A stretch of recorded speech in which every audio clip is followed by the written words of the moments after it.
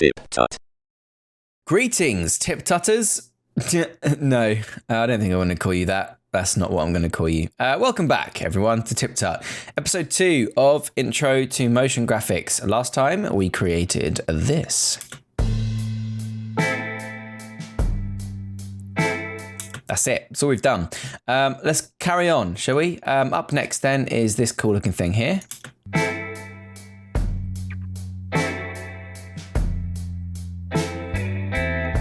That's what we're probably going to get through today, okay?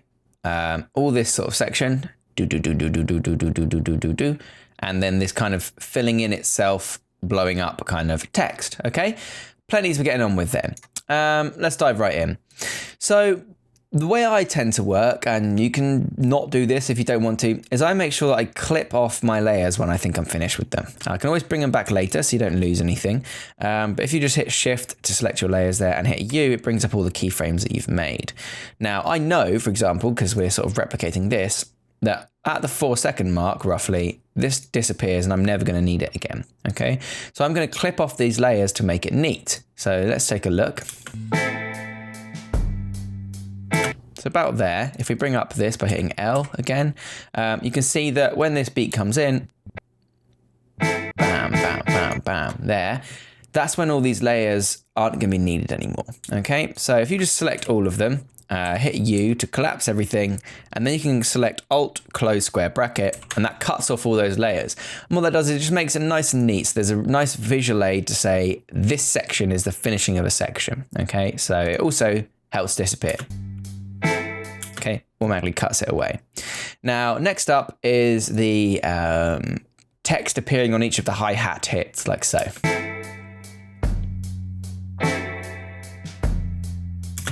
Okay, now this, again, working backwards is the best way to do this within After Effects.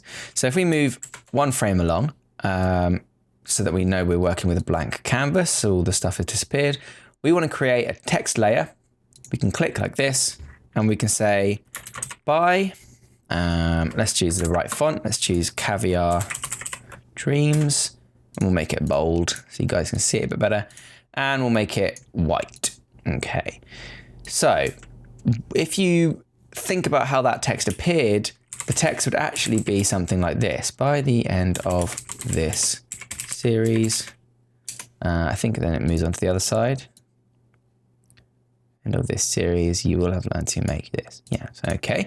So by the end of this series, okay, that's what the text kind of looks like, apart from it's lined to the right under paragraph, like so. And it's probably a bit bigger. Okay. So if I go back to my Motion V2 and arrange the anchor point by middle right. Now, obviously, if you don't have Motion V2, you can choose the pan behind tool and move it around like so. I can then position this on the stage in a way that I would like. So I can go 960 by 540. That puts it directly in the center. And then I can move it along a bit to the left. And then I can duplicate this layer.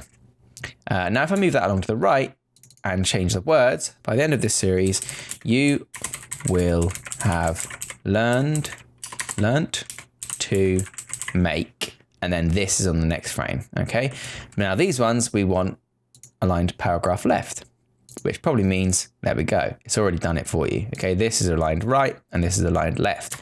If we then shift that over like so and select both of these and choose position 960, 540, and on this one 960, 540, that puts those both directly in the middle. And we know that if we select that and hit say shift left 3 times and then select this, do the same, we know that those are equally weighted now, okay? Now, maybe give it a bit more space, like so. Now, this is where it gets a bit more complicated because each of these letters has to appear individually, okay? Now, I've got a plugin for this called Decomposed Text. If I go over to Window and Decompose Text, and I'll just drag it down there. What I can do with this, if I just give it a bit more space, is I can change all this text up into words. So they act separately from each other. So if I go decompose into words and then keep original position using expressions, which means they'll stay in exactly the same place, and hit decompose, you can see now in my layers palette that for each of these, I've now got a different layer. Okay, so by the end of this series, each has its own layer in the palette, and then I've got an invisible version of the original there, which I can delete. Now, you can download this for free. I'm going to recommend that you don't, if at all possible. They ask for $15, and that's very, very reasonable. If you can't, then you can. If you really can't afford it, you can put 0 in there and hit add to cart, and it will let you do that. That's just them being nice. I think I paid about $10 for it back when I first got this, and I've, you know, it's about £7.50 or something. And honestly, I probably should have paid more, but they're very kind people and they let you have it for free. So download it. If you don't want to download it, you can do the same thing by just clicking, hitting buy, choosing OK, new text layer, hitting OK, and then new text layer, and etc, etc. And then you have to just line these up individually. Okay, and that's a massive ball ache. Hence, Decomposed Text, very useful, and it can be free. And you shouldn't feel bad if you can't afford it, but if you can, I highly recommend giving them your money. They are great. Okay, so let's hide that for now so we don't get a bit confused. And now we've got our original layers here by the end of this series. Now, this is going to teach you basically how to apply the same animation to multiple layers. And it's actually very simple. You can select all of your layers by shift clicking. Now, let's go back to our other window and analyze what we need to recreate this. So what happens is the text fades in. So from invisible to fully there, and it slides right and then disappears on the beat, okay? So it comes in from 0 to 100 and then disappears. Now, so that means we need an opacity or see-throughness keyframe, and we need a position keyframe. And the appearing and disappearing is done in the same way that these previous versions were here, by just popping into existence by changing the in and out points, okay? So let's select all of our layers. We know we need a position, so we hit P, and we know we need opacity, so we hit Shift T. Now T is the shortcut for opacity, because O is taken already, so they can have O. Then all you need to do is, this is the fun bit, you click and drag, and that creates keyframes on all those layers. Lovely.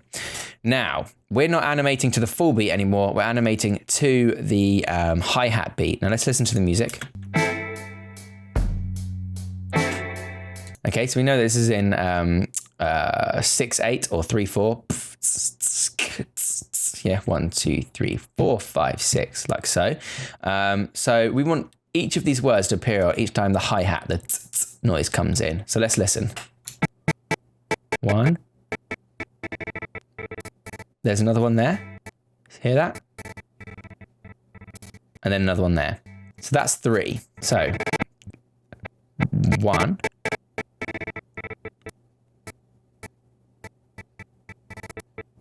2 there. Okay, so that's about right. Let's have another set of keyframes there. Okay, then we can go back to the first keyframe by hitting the arrow, and we can choose opacity 0. Still got all the layers selected, and that changes the opacity on all of those layers, apart from I didn't accidentally select that one. So we'll just quickly add some keyframes there, and we'll go back and we'll put 0. Okay, so just make sure we've got all those selected. So now all of our words are invisible, however, they're in the same position. So we can just shift left, 1, 2, 3, perhaps, just give that a go. And now if we hit play, okay, they all come in at once. So now what we want to do is offset each of these by the amount of time that a hi-hat hit comes in, if that makes sense.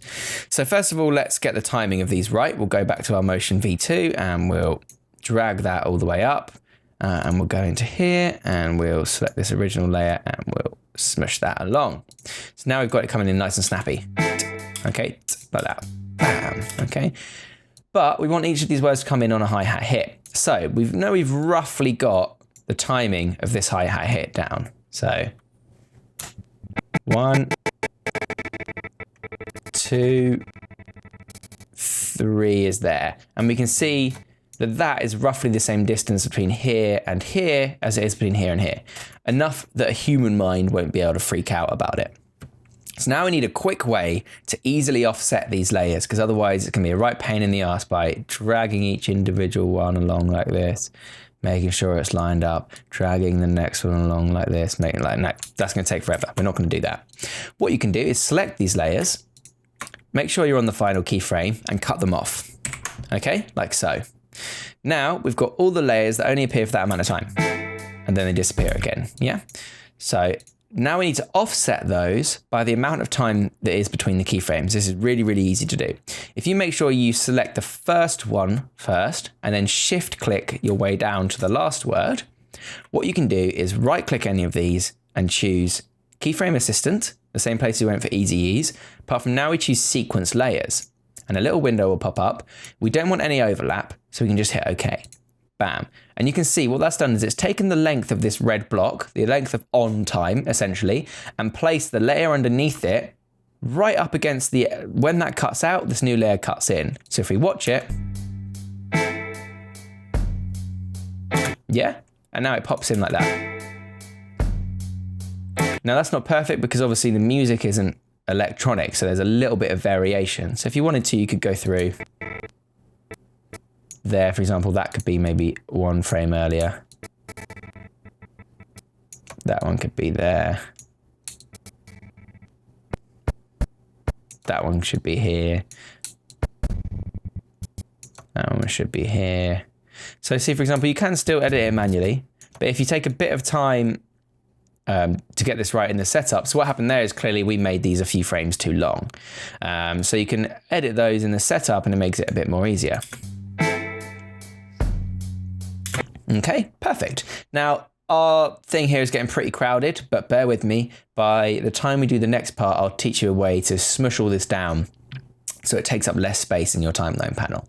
But now we want to do the next line, okay? So 1, 2, 3, 4, 5, 6. Let's find the next hi-hat hit. There's a nice big one, bam, like so. Let's create an endpoint and let's make it visible. And now let's do the same thing. Decompose text into words, decompose. Get rid of that original. Select all of these. You will have learnt to make U to collapse them. And then we hit P and T to get opacity and position up and a new keyframe. Then we go to the next hi-hat hit. About there. Let's undershoot it this time because we had to tweak it back. We don't want to have to do that again. So new set of keyframes for where it needs to be finished. Go back to the first keyframe like so, and shift left a few times, shift 1, 2, 3, and make the opacity 0 on all those layers. Okay, then we select all the keyframes and we do the same thing with Motion V2 as we did before, give them a bit of easing, go into our graph editor menu, tweak that first bit like so, and then go back to our keyframes. Perfect. Now I just need to offset these again, which was nice and simple last time. If you remember, you select all the layers that you want. You hit Alt, close square bracket, go back to the first frame, make sure you select them in the order. Now the order is important because the order in which you select them is the order in which it will sequence them. So if I were to select bottom to top, for example, it would go this one, then this one, then this one, then this one, then this one, then this one. Because I'm selecting top to bottom, it will do it in the correct order. Okay, so then you just right click those, Keyframe Assistant, sequence layers, okay, and it sequences them for you. So let's look at that whole thing.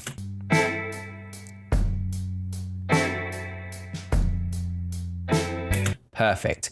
So now we can see, for example, that, Jesus Christ, all our layers are getting a bit messy. So first thing you want to do is get these ones here, and to make it sequence make sense, just drag them below. Now you can see it goes in a nice long order, but this is taking up a lot of space. So what you can do is pre-compose it, which basically puts it in its own composition, but leaves it in the timeline. So if you go right click and pre-compose, and then we'll call this one sentence intro. It basically flattens all of that into one layer. And now if we double click it, it's all contained within its own timeline. So you'll see that all this stuff happens here, but the background is missing and everything else is missing. That's because we're inside a layer which is inside our main composition, okay? So if you hit U now, you'll see that all the keyframes are gone as well. That's because all the keyframes are inside this composition too. And if you wanted to, for the sake of neatness, you could go to the first keyframe here. And when you go back to your main keyframe, the timeline will actually be at that point. So if I were to cut that off here and go back in, you'll see that the timeline here is at the first keyframe on the inner composition. And when you go out, the timeline is aligned to the first keyframe of the outer composition too, okay? So if I then went in to explain why that's useful and go to the last keyframe and go back to the main one, it's moved by that amount. You can then cut that off too. Now this faded part shows there is more to this composition. However, we're not using it at this point in time. So that's why it's hidden. So it does the same thing. Nothing has actually changed. Apart from it's now easier to manage and our timeline doesn't take up half the screen, okay? So moving on then, we now have to make this, okay? So we can see here that we've got 3 parts to this.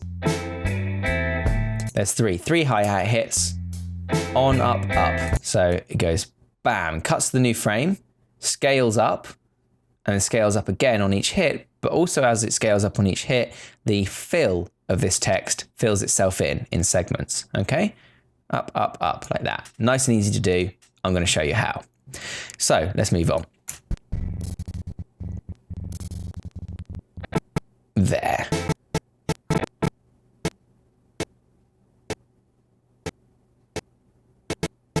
So we find the peak of that audio, like so. We go in, go to the last layer, and we cut this off so that it disappears on that frame, okay? So then when we go to the next one, it's gone. Now what we want to do is change the color of the background. So the best way to do that is to select our background layer, hit Control D to duplicate it. Then if you go up to Layer and Solid Settings, you can just change the color of this solid. Say, for example, I go to my flat UI colors page and I choose this nice turquoise here. I can go back to After Effects now, paste that in, and voila, it's done. We've now got 2 layers. However, you can see that this has, because we've duplicated it, it still starts at the beginning. We want to Alt and open square bracket to make it start there. And then when that frame comes along, it changes to green, just snaps right into it, okay? Let's zoom in a bit and then move along so we know we're on the right starting frame. And now we need to make the word this and have all the bits that come out of that, which is fine. We can do that. We'll just cut that off too. So now we just need to go to text tool, type here, hit the word this, full stop, and we'll keep it Caviar Dreams, we'll make it a bit bigger, like so. And I'll tell you what, we'll make it italic too. Bam, like so. Now, we have our text, excuse me, we'll have cap locks on there. We have our text, we need to make the anchor point go in the middle using the Motion V2 or using pan behind if you don't have Motion V2. So now we need to think about how we're going to make this. We need a stroke in the same way that we did in episode 1, and we need a fill in the same way that we did in episode 1. So say we're happy with this text. The best thing to do would be to right click and choose Create Shapes. Now this duplicates that layer. We can actually delete this original if you want to. We're never going to need it again. So now we've got the layer this with a white fill. So if we duplicate that again to have it on top, we can remove the white fill by alt clicking until we get the red line. And we can add a white stroke instead. But instead of it being 2 pixels, we'll make this one a bit thicker. Try 10. Now you can see it doesn't look like anything's changed, but we've actually now got 2 layers, one of which is a stroke around the edge and one of which is a fill in the middle. Okay, you understand? So now we can use these to animate our text in the same way that we saw before. So we'll select both of them, we'll put them in the middle of the stage, like so. And we will tie the fill to the outline in the same way that we did before with the pick whip. Just click that, drag it to outlines, which means that any keyframes you make on this layer here, this one will follow it. Okay, so we'll call this, instead of this outlines to make it a bit easier, we'll call this inner, and we'll call this this outer. That's a bad choice of words actually, isn't it, to start with. Cool, so we know now that we want this to start here, so we can Alt open square bracket to cut that off so it doesn't appear in the meantime. And we know that on each hit of the hi-hat, we want this to grow slightly. So we need a scale keyframe, create a new keyframe there and find the next hi-hat hit.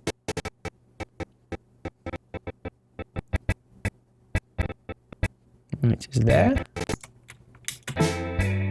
Yep, So by there, we want it to scale again. And then we add a keyframe, and then the next one.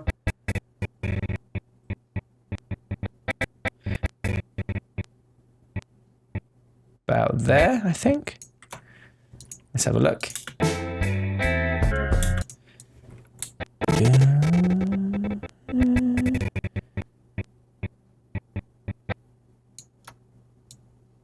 About there, and then we'll shift that so it's even. Okay, good. So we've got the scale now, but obviously it doesn't change. So here we want it to be maybe 110. Here we want it to be 100, and here we want it to be 90. Then if we grab all three of those keyframes and we add our Motion V2 easing, we hit our graph editor, we select all the frames, we zoom right in, and we can adjust that start point so that it's got a nice bit of snap to it. Okay, like so. Do. One. Oops. Fix that again. 1, 2, and then we need one more. That's when it's actually going to change frame about there, but we need that keyframe in here so that it still expands that size before the cut, if that makes sense. So we'll set that to be 120, and you'll see what I mean. Let that load. Now this is a mistake that I've made here. You can see that I've accidentally created 2 keyframes. So all the motion is happening in between those 2. I need to delete that one and move this along. Okay, now the motion happens between those 2. So if we do this. So we've got the scale now. Let's just reapply that easing. Do. Reapply the easing. Go to the graph editor. For some reason it hasn't applied that easing, so we'll just do it manually. Like so. Here we are. 1, 2, 3, boom. And then a cut, that's where we want it. Boom. Okay, so we can cut that there, like so. Nice one. Let's also cut the layer underneath it. Okay, so we've done the scale keyframes now. As you can see, that goes up. And because the layer underneath it is tied to it, that also ties to those keyframes. So now all we need to do is create an opacity keyframe on this layer by hitting T, move along to the next, new opacity, move along to the next, new opacity keyframe, move on to the next, new opacity keyframe.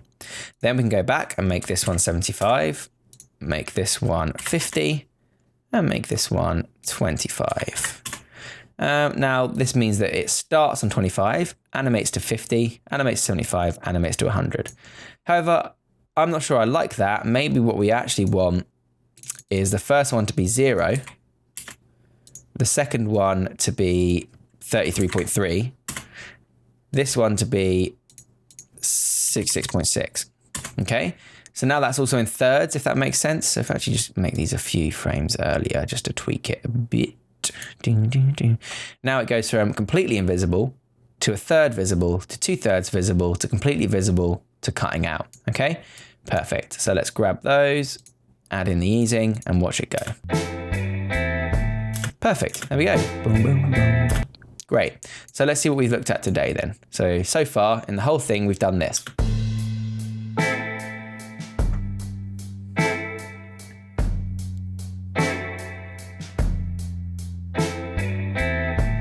Perfect. Okay, so what's up next? Let's take a look. Okay, I think we'll move on to that bit next time because that involves rotation. It adds line trims back in there again. It adds positions. It adds different text. It adds colors. Okay, let's end it there for now then. So we've actually done quite a bit today. We've taken a look at opacity. We've taken a look at keyframe changes in timing and speed. We've taken a look at binding layers to others. We've taken a look at strokes. We've taken a look at solids. We've taken a look at cutting layers in and out. Wonderful. That's a lot to take in. That'll do for part 2. Tune in next time when we're going to take a look at some more complicated stuff that involves colors, rotations, tying to layers, line trimming, and all sorts of other nonsense as well. So thanks very much for watching, everybody, and I'll see you all next time. Remember to subscribe for more tips, tricks, and tutorials. Thanks for watching.